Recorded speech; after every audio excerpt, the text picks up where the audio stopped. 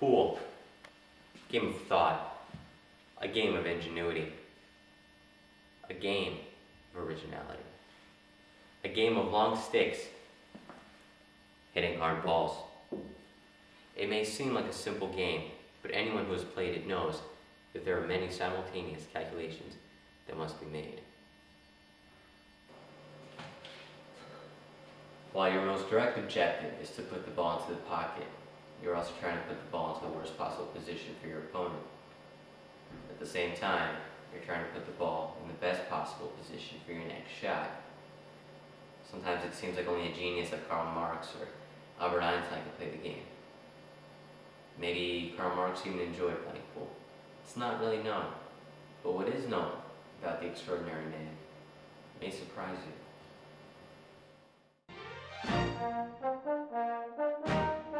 Trier, Germany. The oldest standing German city.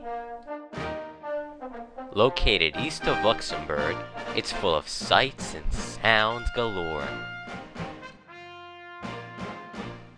Home to nearly 99,000 people, its beauty is only surpassed by its modesty. And despite its growing population, it's unlikely to ever again produce a man as profound and infamous as Karl Marx. Karl was born in 1818, when Trier was still part of Prussia. His father had descended from a long line of rabbis, but he instead decided to pursue law and wished to become a lawyer. Even from adolescence, Karl exhibited an insatiable appetite for learning, and his middle-class stature granted him privileges that would otherwise be unavailable.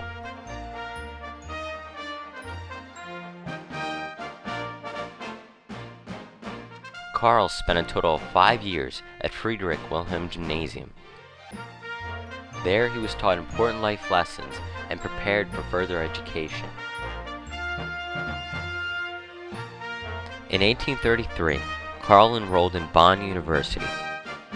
There, on his father's request, he immersed himself in courses pertaining to jurisprudence. But all was not well for the young scholar.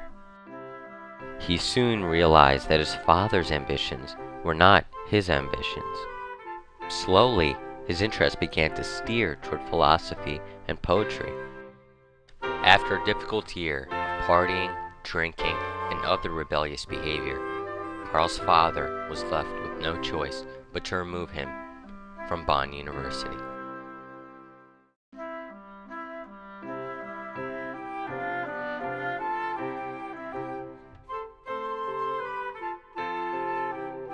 Karl was in his early 20s, but already it seemed that all the potential he exhibited as a child would go to waste.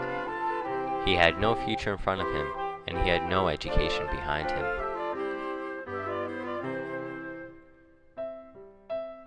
But Karl was determined to make a name for himself. Certain he would not make the same mistake twice, he went back to school, this time to Berlin University. In 1841, Karl Marx graduated Berlin University.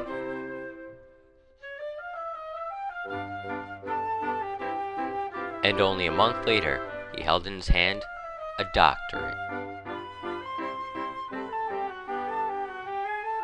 Having fulfilled his academic obligations, there was only one thing left to do: start a family. Karl married his longtime love, Jenny von Westphalen, on June 19, 1843. Together, they had 7 children, but only 3 of the children made it into their adult years.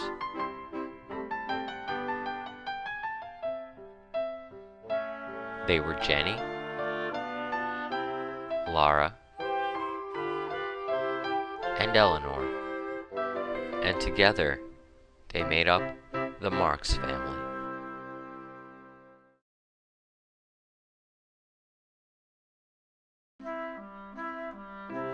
Karl's lifelong dream was to become a professor of philosophy at Bonn University. He soon realized that the government would not tolerate his radical ideas. So instead, he turned to publishing. His newspaper lasted for roughly a year before it was censored by the Prussian government. Infuriated by the injustice, Karl moved to France. It was there that he decided to once and for all change his focus from philosophy to economy.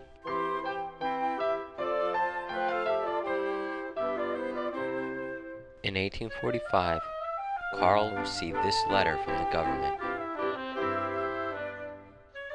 It informed him that he had been deemed a dangerous revolutionary and was to leave the country immediately.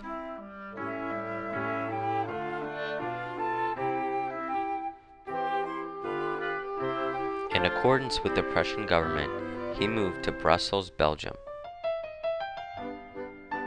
In his new home, Karl was allowed to openly participate in the Communist League. It was here, with the help of Friedrich Engels, that he first drafted and eventually published the Communist Manifesto. Unfortunately for him, his personal achievement had once again placed him in the path of the unrelenting government.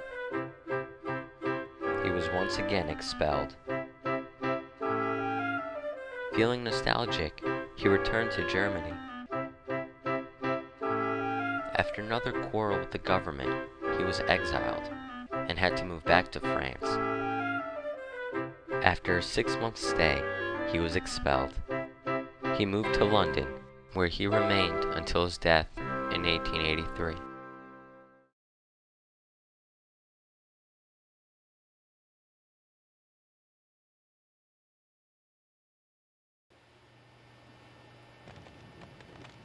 Thank you for joining us in our journey tonight.